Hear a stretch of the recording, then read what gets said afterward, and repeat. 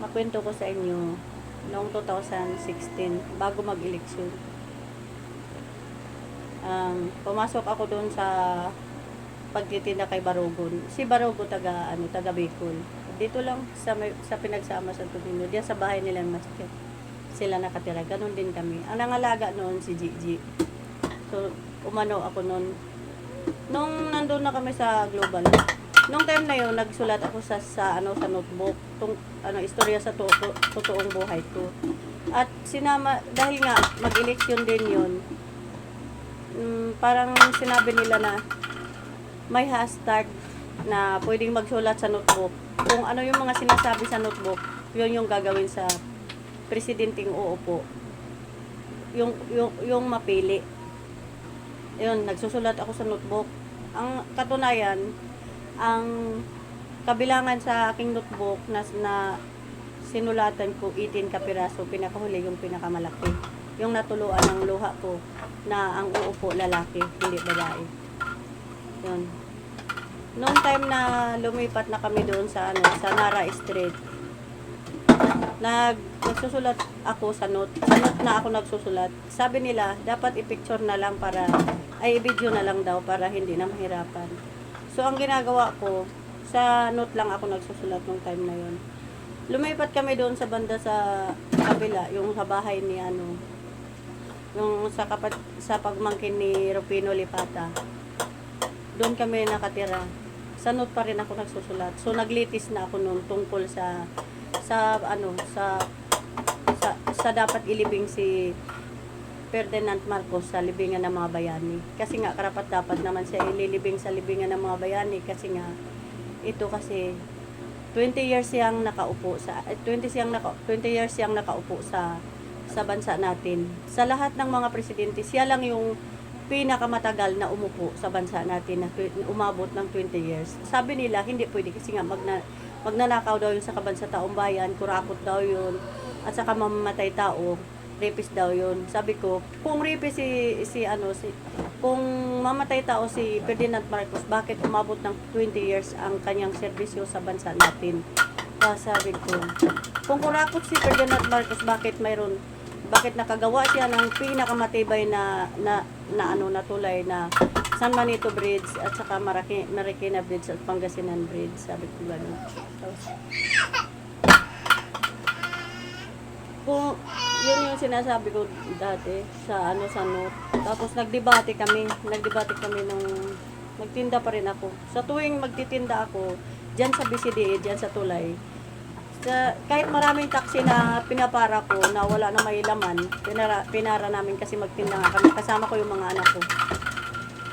Doon kami sa Uptown bababa. Pagsakay namin sa taxi, magdebate na agad kami ng driver. Pagdating doon sa Uptown, mga 10 mga kadebate ko ata yung 10 siguro, basta maraming kadebate ko sa taxi na sinakyan ko, galing dyan sa BCDA, papunta sa Uptown. Pagdating na Uptown, mapauo ko sila. Sabi nila, ang galing mo, ikaw na. Sabi ganun. Tuwing araw-araw yun, halos araw-araw yun. Lunes hanggang Biyernes, may kadebate ako. Hanggang sa nilibing siya sa libingan ng mga bayani. Nagpapasalamat ako nun. Natigil ako sa pagsulat sa note kasi nga, gibuli ako ni Rufino yung ni Mitch Sagun, yung tatay-tatayan niya na si Rufino Lipata. Ang sabi niya, ang haba-haba ng sulat, wala namang print, hindi naman nag-send. Ang ginawa ko, nagsulat ako sa 80808. Tapos sabi ko, nag-send na ayan Hindi nagtagal, 2017, dumating yung 88888. Yun, doon ako nagsusulat. Hanggang ngayon nagsusulat pa ako pero madalang na. Kasi nga, masakit yung kamay ko, parang gina-ground yung aking kamay. Kasi nung time na 2017 ang sabi kasi nila, ba't sulat ka na sulat sa note, hindi naman nag-send yan. Sabi ko, tingnan mo, live naman, sabi ko gano'n. Sabi niya, ay, baliw yan tapos sa gano'n. Tapos, sabi ko sa kanila, na nandun si Mitch nung time na yun, sabi ko sa kanila, hindi niyo ba alam na may hashtag ngayon? Ayun doon, pumasok si Mitch, nag-hashtag na siya, nag-post na siya kaagad, tapos siniraanan niya ako na adik po yan si Malo, ganun. Yun, doon na bumaba yung yung pagsusulat ko. Pero hindi ako na hindi ako na-open, hindi ako nawala ng pag-asa kasi nga nung time na yon, nung nagtitinda ako sa diyan pa ako nakatira sa bahay nila, master. Mayroon akong na since profile na old since profile sa puti kong may puna. Ang aking cellphone noon, may phone na maliit. Na binigay lang din yun sa akin. Kahit iba to yun, hindi siya mababasag. Binato na yun ng malakas sa dingding ni Alan Lipata ng aking founder. Binato sa dingding. Akala ko nga nabasag, hindi talaga siya nabasag. Naghiwalay lang sila pero hindi siya nabasag. Yung cellphone na yun, may phone, tapos may dasal siya tuwing alas 3, alas 6, ganyan, alas 12. Nagdadasal siya nun. Tapos yung iPhone na yun, nasangla yun kasi bili ng gatas at saka pamper sa mga apo ko, sa anak ni Mayrin. Nasangla ko yun kay kay Inday Waka-Waka. Yun, wala naman daw. Yun, hindi ko na hinahanap. Yun. Yung nung time na nakatanggap si Mitch ng na papel na Darna, pinalayas nila ako doon sa bahay nila. Katunayan, gipabarangay pa nga nila ako para makalayas lang ako. Buti na lang yung aking founder naghanap lang para may matirhan din ako kasi nung time ngayon pinagtapon na yung aking mga gamit doon sa baba. Tapos yun pagkahapon nakahanap naman kami ng matitirahan. Yun, so hanggang ngayon nagsusulat pa rin ako, pa rin ako. Hindi na ako nagsusulat, nagbablog na ako katulad dito. Ang aking binablog, yun din yung sinusulat ko sa notebook, sa note at saka sa notebook at saka 808 at saka sa 8888. Yun. Ayun, hanggang ngayon ganun pa rin. Nagbablog pa rin kasi nga alam mo nag-aayaw ka. Kung nandito ka na sa pinakamalayong napakadulo na ka na, diba? 8 years na nakalipas, diba? Tapos sabi nila, huli na daw ang lahat. Sabi ko sa sarili ko, hindi ako nawala ng pag-asa kasi sabi ko sa sarili ko, habang buhay tayo, may pag-asa. Hanggat buhay ang mga nagtiwala sa akin, may pag-asa. At saka, sino bang magsasabi sa akin, isa akong bindor, isang magsasaka ang aking mga magulang. 'Di ba? Wala akong pinag-aralan. Ang narating ko lang, first year high school, 'di ba? So, sino bang nakakaalam sa katulad ko na nanirahan sa bundok na mayroon palang 100 katungkulin ang gobyerno? Nung dumating yung mga tungkulin sa gobyerno sa akin, all change profile, also pangkalahatan yun. All over the world yun. So, nung una kong change profile si Manny Pacquiao, at saka may na change profile yung flag at saka imahe na yung logo ng mga pulis at militar at saka timbangan sa katarungan, marami pang iba. Ang lahat ng yun ay naging mukha ko. Tapos mayroon doong nilagay ko din na 4 ka piraso siguro o 2 piraso na mukha sa aking founder, at saka ang pangatlo na nilagay ko yung dahon na kulay green. Yun. Dahon na kulay green na malapad. Yun. Hanggang ngayon ganun pa rin. Paglaban pa rin natin. Noong time na yun, alas 4 nung eleksyon, kasi si BBM kasi yung vice ni Rodrigo Roa Duterte. So, nung bumoto ako noon, galing ako bumoto. Nagantay ako na hanggang mag alas 4. So, litsi-litsi man, kapag ipaglaban, pwede naman yun ipaglaban. Kung sino yung pumasok na empleyado hanggang alas 4, yun ang ating iboboto. So, ang pagbutuhan sana yun, kaso lang hindi talaga na itama. Nandaya kasi si Lini. Ang nagsabi talaga doon na nandaya si Lini, yung kanyang mga watcher. Natulog talaga ako nung time na yun, nung alas 4 na. 4 million na yung lamang. Maliit pa lang yun, wala pa sa kalahating milyon yung kay Lini. Pero nung pagising ko, mga alas 8 siguro yun, maano na si Lini, umangat na siya hanggang alauna. Sabi ko sa sarili ko, bakit mayroon bang bilangan, may butuhan ba, may bilangan bang hanggang alauna? Ang sabi nila, ano daw nila yung gidaya. Ayun, nadaya nga. Pero sabi ko sa sarili ko, sabi ko kasi BBM na, kayaan mo na yun. Mabawi na lang tayo sa sunod na eleksyon. Ayun, ginawa ko siya na sa 888, i-hashtag ko siya. Si Ma'am Sara at saka siya, i-hashtag ko na si Sir BBM, Presidente, at saka si Ma'am Sara,